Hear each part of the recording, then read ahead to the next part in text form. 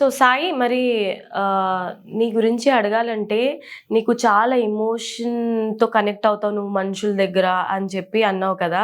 మరి నీ లైఫ్‌లో ఏదో ఒక లవ్ స్టోరీ అయితే ఉండే ఉంటుంది. మరి నీ లవ్ స్టోరీ ఏంటో చెప్పు? మన ప్రపంచంలోనే చేసే పెద్ద తప్పు అంటే లవ్ చేయడమే. లవ్ చేయడం పెద్ద తప్పు పని అంటావా? మరి నువ్వు కూడా అందరిని ఎమోషనల్‌గా లవ్ చేస్తున్నావు గదా! అది కూడా లవ్వే కదా! ఏదో ఒక దీనిలో రొమాన్స్ ఉండిద్ది, దానిలో రొమాన్స్ ఉండిద్దా? లవ్ గురించి డిఫరెంట్ చాలా. అది దీన్ని ఎందుకు నువ్వు ఎవరిని ప్రపోజ్ చేయలేదా? ఎవరు నిన్ను ప్రపోజ్ చేయలేదా? స్కూల్లో, కాలేజ్‌లో ఉన్నప్పుడు జరిగేది. చిన్నగా ఫ్లాష్ బ్యాక్‌లు ఉంటాయి కదా అప్పుడు. ఎందుకు నువ్వు లవ్ చేయవు ఎవరిని? అంటే వ్యతిరేకంగా ఎందుకు మాట్లాడుతున్నావు రిలేషన్‌షిప్‌కి? అంటే చాలా చూసావా? చాలా చూసా. అంటే చాలా చూస్తాం వేరే. ఇప్పుడు ఏందంటే లవ్ అనేది తప్పు కాదు ఫస్ట్ థింగ్. వాళ్ళిద్దరి మధ్య అండర్‌స్టాండింగ్ ఉంటే లైఫ్ బాగుండిద్ది. బట్ ఏంటంటే ఈ కాలంలో ఇప్పుడు చాలామంది మనసు ఎవరు చూడట్లేదు. డబ్బు చూస్తున్నారు. వెనక పర్స్ చూస్తున్నారు కానీ ఇది చూడట్లే ఎవరు. అంతే.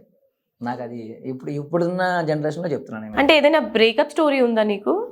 ఉంది. ఎందుకుండదు? మనిషి అంటే నువ్వు ఆల్రెడీ లవ్‌లో పడ్డావు. అది కాలేజ్‌లో ఉన్నప్పుడు. ఓకే. చెప్పు మాకు గూడా. మీ ఫ్యాన్స్ ఉంటారు గదా వినేవాళ్ళు. వాళ్ళకి కూడా తెలియాలి కదా నీ లవ్ స్టోరీ, బ్రేకప్ స్టోరీ అంతా. ఏముంది పక్కన బెంచ్‌లో కూర్చునేది. చూస్తా ఉండేవాడిని. ఆమె చూస్తా ఉంటది. అప్పుడే డాన్స్ చేసాను కదా బాగా చేసాడు అని చెప్పి అలా మాట్లాడతా సమ్మర్ హాలిడేస్‌లో నంబర్ తీసుకొని మాట్లాడతాం. తర్వాత బయటికెళ్ళడం.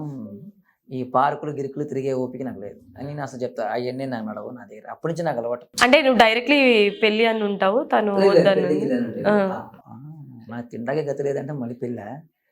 లేదు. అస్సలు లేదు. జస్ట్ ఆ టైంలో అలా నడిచింది. తర్వాత మళ్ళీ సమ్మర్ హాలిడేస్ కదా! మళ్ళీ బ్రేకప్ అయింది.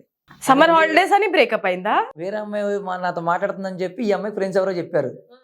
అంటే ఇప్పుడు ఆ అమ్మాయి వాళ్ళ మాటలు వినేసి బ్రేకప్ చెప్పేసింది. ఓన్లీ మాట్లాడినందుకే బ్రేకపా? అదే కదా! అంటే మా అంతా క్లోజ్‌గా ఉంటాం.